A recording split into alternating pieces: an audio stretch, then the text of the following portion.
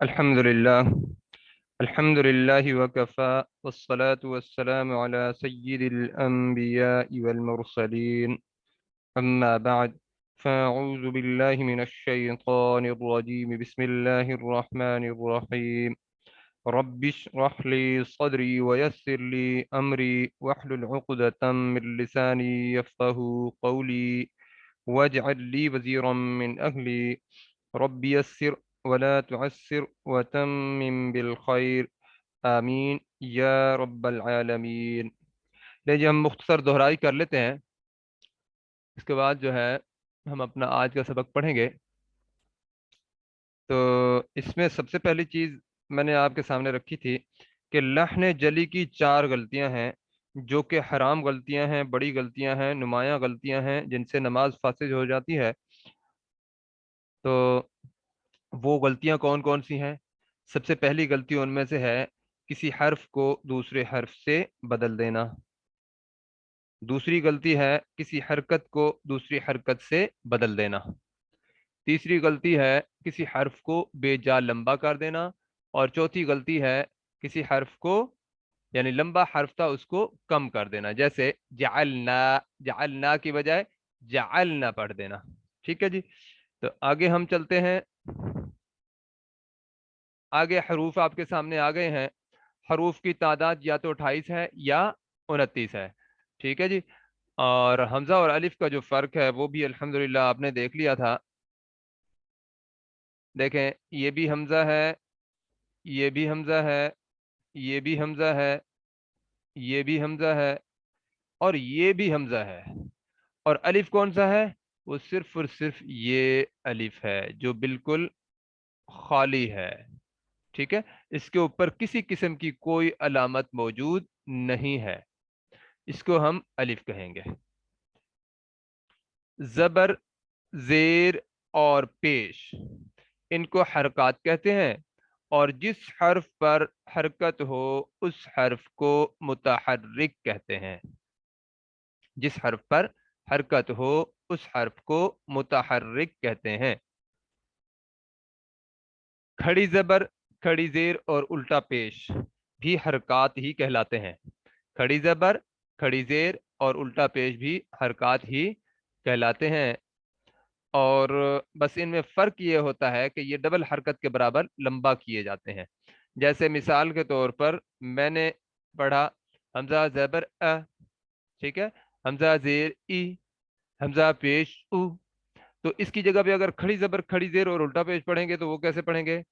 حمزہ کھڑی زبر یعنی حمزہ زبر حمزہ زبر ان دونوں کو ملائیں گے تو بن جائے گا اور یہ دونوں کو ملا کر ایسے سمجھیں ایک کھڑی زبر بنتی ہے یا ایک الف بنتا ہے. ٹھیک ہے.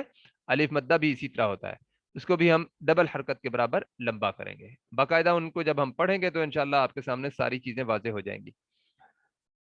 حمزہ کھڑی زبر حمزہ کھڑی زیر ای، حمزہ الٹا پیش او. ٹھیک ہے. جبکہ میں آپ کو بتاؤں عمومی طور پر جب پڑھا جاتا ہے زبر زیر پیش کو تو اس کو بھی اتنا لمبا کر دیتے ہیں لوگ، حالانکہ وہ غلط ہوتا ہے. کتنا پڑھتے ہیں؟ حمزہ زبر حمزہ زیر ای، حمزہ پیش او. یہ غلط ہو گیا. حالانکہ اسے آپ نے لمبا نہیں کرنا. حمزہ زبر بس، حمزہ زیر ای، حمزہ پیش او. اچھا، لیکن آخر میں جھٹکا بھی نہیں دینا.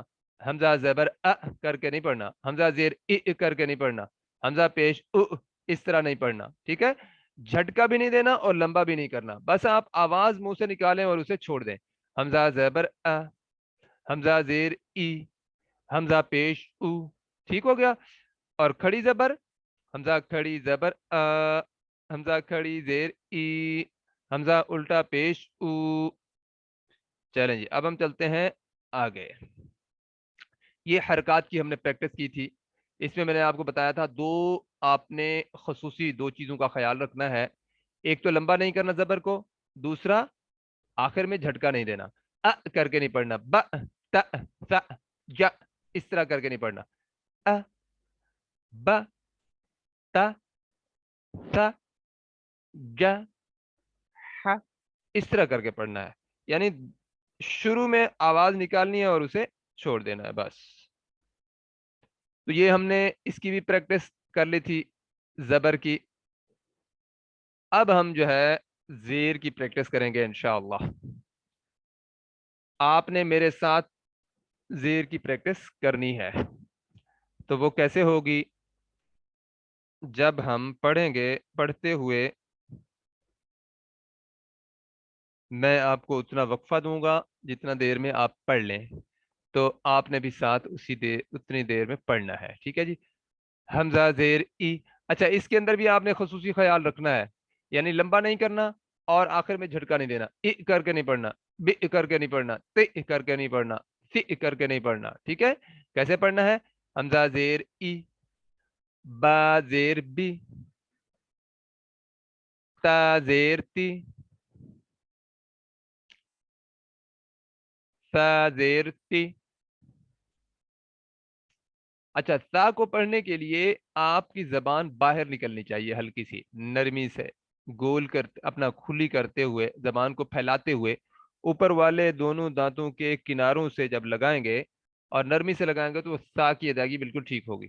سا زیر سی، سا زیر سی، جیم زیر جی، حا زیر حی، خا زیر خی، دال زیر دی، ذال زیر ذی، را زیر ری، زا زیر زی، سین زیر سی، شین زیر شی، صاد زیر صی، ضاد زیر ضی، طا زیر طی، ظا زیر ظی، عین زیر عی، غین زیر غی، فا زیر فی، قاف زیر قی، کاف زیر کی، لام زیر لی، میم زیر می، نون زیر نی، واو زیر وی، ہا زیر ہی، ہا زیر ہی، حمزہ زیر ای، یا زیر یی. ٹھیک ہو گیا؟ اچھا، ایک چیز ضرور ذہن میں رکھیے گا کہ ہو سکتا ہے آپ کو لگ رہا ہو کہ یہ زبر زیر تو ہمیں بچپن سے پڑھائے گئے تھے، اب ان کی کیا ضرورت پڑ گئی ہے. تو ان کی ضرورت اس لحاظ سے ہوتی ہے کہ اگر ان میں کوئی غلطی ہوتی ہے تو پتہ نہیں چلتا، لیکن لحن جلی بڑی نمایاں غلطیوں میں سے غلطی ہو جاتی ہے. آپ کو پتہ ہے نا کہ زبر کو تھوڑا سا لمبا کریں تو معنی بدل جاتا ہے. زبر لمبی کھڑی زبر کو اگر زبر کے برابر لے آئیں تو پھر بھی معنی بدل جاتا ہے. ٹھیک ہے؟ تو اس اعتبار سے اس کی بہت زیادہ پریکٹس بہت ضروری ہے. اور میں آپ کو بتا دوں، اگر ہم حروف بھی پڑھیں گے نا، حروف کی ادائیگی کی جگہ بھی پڑھیں گے، کہاں سے حروف ادا ہونے ہیں اور ادا کرنے کا طریقہ کیا ہے، وہ سارا ہم پڑھیں گے انشاءاللہ باقاعدہ ایک ایک حرف کو. لیکن ان کی پریکٹس اور ان کی حروف اور حرکات کی پریکٹس ہونا بہت ضروری ہے. اگر آپ نے یہ کر لی تو آپ ایسے سمجھیں 75 سے 80% آپ کی تجوید اسی سے ٹھیک ہوگی. اور یہ لحن جلی ہوتی ہے، اگر غلطی آتی ہے تو بڑی غلطی ہوتی ہے. تو اس غلطی کو سب سے پہلے ہم نے ٹھیک کرنا ہے، جبکہ یہ ٹھیک کرنا چاہیں تو زیادہ سے زیادہ ہفتے کا کام ہے، یا زیادہ سے زیادہ 2 ہفتے کا کام ہے. لیکن ہم یہ کرتے نہیں ہیں، پریکٹس نہیں کرنی، محنت نہیں کرنی، کوشش نہیں کرنی، اور ہم نے یہ دیکھتے رہنا ہے کہ جی ہم کورس کر رہے ہیں باقاعدہ، یہ ہو رہا ہے وہ ہو رہا ہے، ہٹو بچوں کے نعرے لگ رہے ہیں. یہ چیزیں جو ہے نا یہ خطرناک ہے. حقیقت کے اعتبار سے جو چیز کرنے والی ہوتی ہے نا وہ تھوڑی سی ہر انسان کو مشکل لگتی ہے، لیکن اصل میں وہی کر لیں تو باقی سارا آسان ہو جاتا ہوتا ہے. تو اس چیز کا خصوصی خیال رکھنا ہے کہ بھائی یہ جو میں آپ کے سامنے یہ میں نے پڑھا ہے نا، یہ صرف زیر کی پریکٹس ہم نے کی ہے، یہ آپ کو چاہیے آپ 20 20 30 30 دفعہ پڑھیں اسے، ٹھیک ہے؟ تو 20 20 30 30 کا مطلب کیا ہے کہ واقعتاً اس کی اچھے طریقے سے پریکٹس ہو جانی چاہیے۔ اگر اچھے طریقے سے پریکٹس ہوگی تو تجوید کا مسئلہ حل ہے انشاءاللہ۔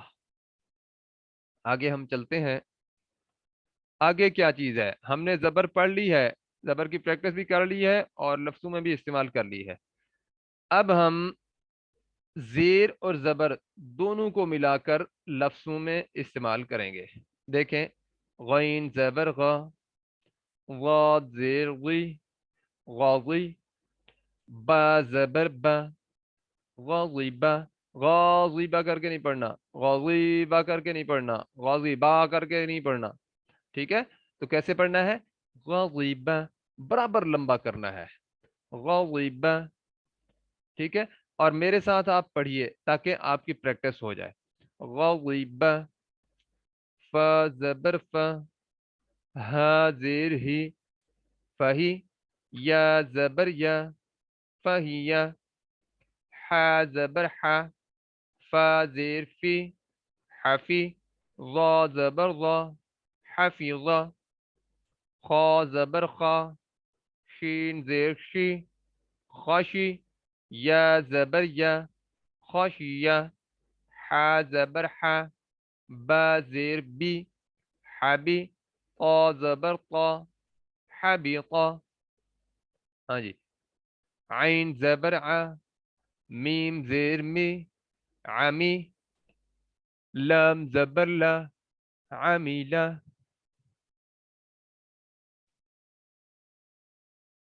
ح زبر ح، سین زیر سی، حسی، با زبر با، حسیبہ،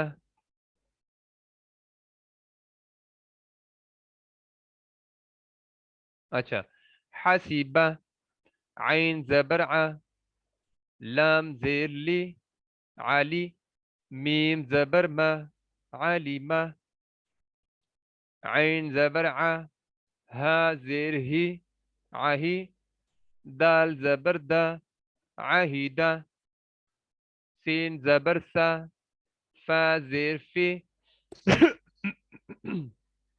صفی، ہا زبر ہے، صفیہ، اچھا، سین زبر سا، خا زیر خی، ساقی، را زبر را، سخیرہ، حمزہ زبر ا، ذال زیر ذی، اذی، نون زبر نا، اذینہ، ہاں جی، اور اسی طرح شین زبر شا، را زیر ری، شری، با زبر با، شریبا، یا زبر یا، حمزہ زیر ای، یا ای، سین زبر سا، یا عیسیٰ، نون زبر نا، سین زیر سی، نسی، یا زبر یا، نسیہ، یا زبر یا، لام زیر لی، یلی، جیم زبر جا، یلی جا، صاد زبر صا، عین زیر عی، صاعی، قاف زبر قا، صاعقہ، قا زبر قا، سین زیر سی، خاسی، را زبر را، قصیرہ، لام زبر لا، با زیر بی، لبی، ثا زبر ثا، لبیث، لام زبر لا، عین زیر عی، لعی، با زبر با، لعبہ، اچھا جی، را زبر را، ضاد زیر ضی، راضی، یا زبر یا، راضیہ، شین زبر شا، ہا زیر ہی، شاہی، دال زبر دا، شاہیدہ، با زبر با، را زیر ری، باری، قاف زبر قا بریقا، کاف زبر کا، را زیر ری کری، ہا زبر ہا کریہا، را زبر را، حا زیر حی راحی، میم زبر ما رحیمہ۔ ٹھیک ہے جی۔ اب یہی چیز تھی آپ کی اصل میں تجوید۔ جب انسان پریکٹس نہیں کرتا تو پھر مشقت والا کام، ہم جو ہے آسان کام جو سمجھ رہے ہوتے ہیں اس کو پھر زیادہ عرصہ کرنا پڑتا ہے، اور ہوتا یہ ہے کہ اصل جو مقصد ہے نا وہ حاصل نہیں ہوتا۔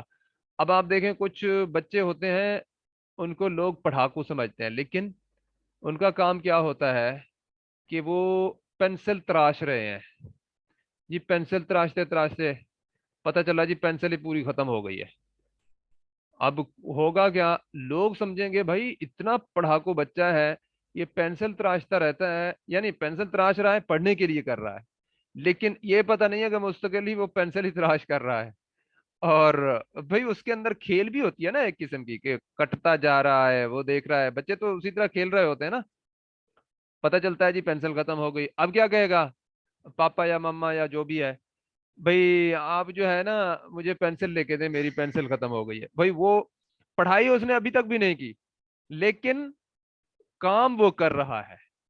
تو اس طرح کا جو عمل ہے نا، دنیا کے سامنے بھی بندہ پڑھ رہا ہوتا ہے، اور ایک اور چیز آپ کو بتا دوں، خود بھی مطمئن ہو رہا ہوتا ہے کہ میں پڑھ رہا ہوں۔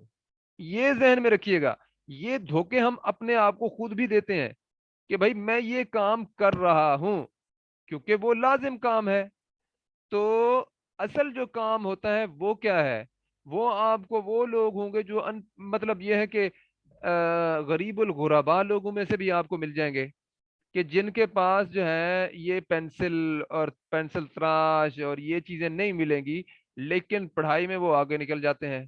وہ کون سے بچے ہوتے ہیں، جن کو دل سے شوق ہوتا ہے پڑھنے کا، ایک شوق پڑ جائے تو پھر وہ بھی کوئی نہیں نکال سکتا، وہ کیفیت اس طرح کی۔ تو یہ جب آپ پریکٹس کریں گے نا، پریکٹس کرنے کے بعد جو آپ کو آسانی نظر آئے گی، تو وہ پھر آپ کو کبھی پیچھے نہیں ہٹنے دے گی، اور آپ کو قرآن مجید پڑھنے کا مزہ آئے گا انشاءاللہ۔ چلیں جی آگے چلتے ہیں۔ آگے پیش کی پریکٹس ہے، یہ آج ہم نہیں کرتے، میں یہ نہیں چاہتا کہ آپ کے اوپر برڈن ایک ہی دم ہو جائے زیادہ، میں چاہتا ہوں کہ ایک ایک چیز آئے۔ اب جیسے زبر تھی اس کی آپ نے پریکٹس کی، اب زیر کی زیر اور زبر کی دونوں کو لفظوں میں استعمال کیا۔ اب ہم پیش کو کل پڑھیں گے، اور کل ہمارا اس ہفتے کا آخری دن ہوگا، ہفتہ اور اتوار چھٹی ہوگی، ٹھیک ہے؟ تو یہ ہم کل پڑھیں گے، اس کی اچھے طریقے سے پریکٹس کریں گے، اور انشاءاللہ سوموار والے دن سے جب ہم سٹارٹ کریں گے تو قرآن مجید کا سبق بھی انشاءاللہ ساتھ شروع کر دیں گے۔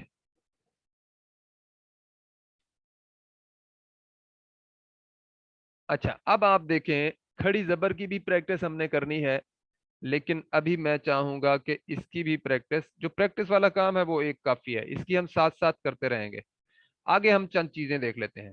دیکھیں، دو زبر، دو زیر، دو پیش کو تنوین کہتے ہیں، اور آپ کو شاید میں نے ہاں نہیں بتایا تھا، عربی کے اندر زبر کو فتحہ کہتے ہیں، زیر کو کسرہ کہتے ہیں، اور پیش کو ضمہ کہتے ہیں، اور جو دو ضمہ آ جائیں ان کو ضمہ تین کہتے ہیں، اور دو فتحہ آ جائیں تو فتحہ تین، اور دو کسرہ آ جائیں تو کسرہ تین۔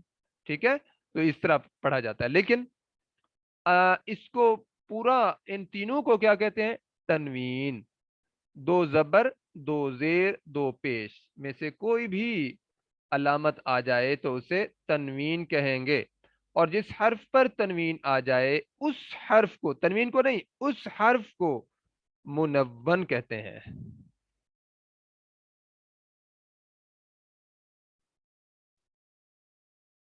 دیکھیں یہ آپ کو ڈبہ سا نظر آ رہا ہے، اس کو چھوڑ دیں، اس کے اوپر دیکھیں، یہ گول دائرہ سا آپ کو نظر آ رہا ہے، اور یہ دیکھیں یہ اوپر سے لے کے نیچے کی طرف ایک ڈنڈی نظر آ رہی ہے، اور یہ دیکھیں یہ آپ کو یہ ایک جزم کی علامت نظر آ رہی ہے، اس کو کہتے ہیں علامت سکون۔ اس کی شکلیں تین ہیں، یہ تین شکلیں استعمال ہوتی ہیں۔ ٹھیک ہے، یہ والی جو آپ کو نظر آ رہی ہے نا، یہ قرآن مجید میں اجمی لوگوں کا جو قرآن مجید ہے زیادہ تر یہ استعمال ہوتی ہے۔ ٹھیک ہو گیا؟ اچھا، یہ والی جو ہے یہ زیادہ تر جو اساتذہ لکھنے والے ہوتے ہیں نا بورڈ کے اوپر، وہ یہ والی زیادہ استعمال کرتے ہیں، اور یہ والی بھی آسان ہوتی ہے لکھنے کے اعتبار سے، گول دائرہ لگایا اور آگے چل گئے۔ لیکن یہ والی قرآن مجید میں آپ کو بہت ہی کم نظر آتی ہے، کیونکہ اس کا ایک اور سائن ہوتا ہے، ایک اور چیز ہے، یعنی اسی طرح کا گول دائرہ اگر الف کے اوپر ہو تو وہ جو الف ہے نا نہیں پڑھا جاتا، وہ نشانی ہوتی ہے اوپر دائرہ لگا ہوا کہ اس الف کو آپ نے نہیں پڑھنا، اس وجہ سے اس کے ساتھ مکس نہ ہو جائے، اس وجہ سے یہ والی علامت سکون کے طور پر قرآن مجید میں عمومی طور پر استعمال نہیں کی جاتی، زیادہ تر یہ استعمال ہوتی ہے قرآن مجید میں، یا بہت کم یہ استعمال ہوتی ہے، یہ والی تو بہت ہی کم استعمال ہوتی ہے۔ ٹھیک ہے، لیکن یہ آپ کے سامنے جہاں پہ بھی آ جائیں یہ تینوں علامات سکون کی علامات ہیں، یعنی علامت ایک ہے اس کی شکلیں تین ہیں، یعنی سکون کی علامت ہے اور اس کی شکلیں تین ہیں۔ ٹھیک ہے، اور جس حرف پر سکون کی علامت آ جائے اس حرف کو ساکن کہتے ہیں۔ ٹھیک ہے، اس حرف کو ساکن کہتے ہیں، نہ کہ اس سکون کی علامت کو۔ ٹھیک ہے، جس حرف پر سکون کی علامت آ جائے اس حرف کو ساکن کہتے ہیں۔ اور اس کے بعد دیکھیں یہ تشدید کی علامت، اس کو شدہ بھی کہتے ہیں، اس کو شد بھی کہتے ہیں۔ ٹھیک ہے، تو تین تین ڈنڈیاں ہوتی ہیں اوپر کی طرف، اس کو تشدید کی علامت کہتے ہیں۔ جس حرف پر تشدید کی علامت آ جائے اس حرف کو مشدد کہتے ہیں، اس حرف کو مشدد کہتے ہیں۔ اس کے بعد ہے جی مد کی علامت، یہ جو مد کی علامت ہے نا، یہ ہم آگے مد کی علامت ہو یا نہ ہو، ہم جب قواعد پڑھیں گے تو ہمیں مد کی علامت کی ضرورت نہیں ہوگی، بلکہ ہم اس قابل ہو جائیں گے انشاءاللہ کہ آپ کو پتہ چل جائے گا کہ یا اس لفظ کے اوپر مد کی علامت نہ بھی ہو تو اتنی لمبا اس کو کرنا ہے، لیکن پھر بھی یہ علامت لکھی جاتی ہے اس لیے کہ جس کو مد کے قواعد پتہ نہیں ہے اسے پتہ چل جائے۔ تو یہ 6 قسم کے قواعد ہم پڑھیں گے، جبکہ اگر ان کی آگے تفاصیل میں جائیں تو ہو سکتا ہے ہر قاعدے کی دو دو یا تین تین قسمیں بھی آگے ہوں، ان کو ہم چھوڑ دیں گے، لیکن وہ 6 قواعد ہم لازمی جو ہیں ہمارے لیے جو ہمیں فائدہ دینے والے ہیں وہ ہم آگے پڑھیں گے۔ ٹھیک ہو گیا؟ تو اب آپ کا کام کیا ہے، آپ نے وہ پریکٹس کرنی ہے، یہ تو میں نے آپ کو ایک قسم کی معلوماتی چیزیں بتائی ہیں نا، بعد میں ان کو بھی آپ نے یاد کرنا ہے، لیکن یاد کرنے کے اعتبار سے جو اصل کام کرنے کا ہے وہ ہے آپ کے پریکٹس۔ زبر کی اگر نہیں کی تو دوبارہ کریں، اگر زیر اور زبر دونوں کی ملا کر نہیں کی تو اس کی بھی دوبارہ کریں، یہی اصل میں تجوید ہے۔ حقیقت کے اعتبار سے تجوید کے بارے میں میرے سے پوچھیں گے تو میں آپ کو یہی بتاؤں گا کہ تقریباً 70 سے 80% جو تجوید ہے وہ یہی حروف اور حرکات کا ٹھیک کرنا ہے۔ ٹھیک ہے، تو یہ ٹھیک ہو جائیں گے تو ہمارا تقریباً لحن جلی کا مسئلہ حل ہو جائے گا، باقی لحن خفی انشاءاللہ یہ دور ہو جائے گی، یہ آپ میرے اوپر ذمہ داری ڈال دیں۔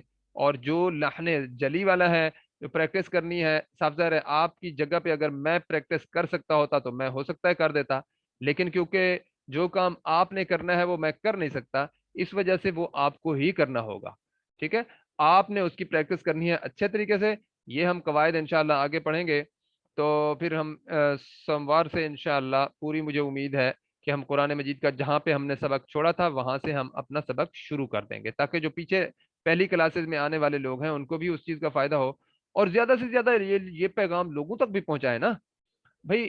اب یہ ایک کام ہو رہا ہے تو زیادہ سے زیادہ لوگ اس میں فائدہ اٹھا لیں گے تو بڑی اچھی بات ہے۔ ایک کلاس سٹارٹ ہوئی ہے، باقاعدہ جب کلاس ہوتی ہے تو اس کے وقتاً مفادات سامنے آتے ہیں، تو میں نے تو یہ ٹائم دینا ہے نا، اور اس ٹائم کے اندر جتنی لوگ زیادہ اس سے فائدہ اٹھا سکتے ہیں وہ اٹھا لیں۔ ٹھیک ہو گیا؟ آج ہم یہیں پہ اختتام کرتے ہیں۔ سبحانک اللہم و بحمدک، نشہد ان لا الہ الا انت، نستغفرک و نتوب الیک۔ السلام علیکم ورحمۃ اللہ وبرکاتہ۔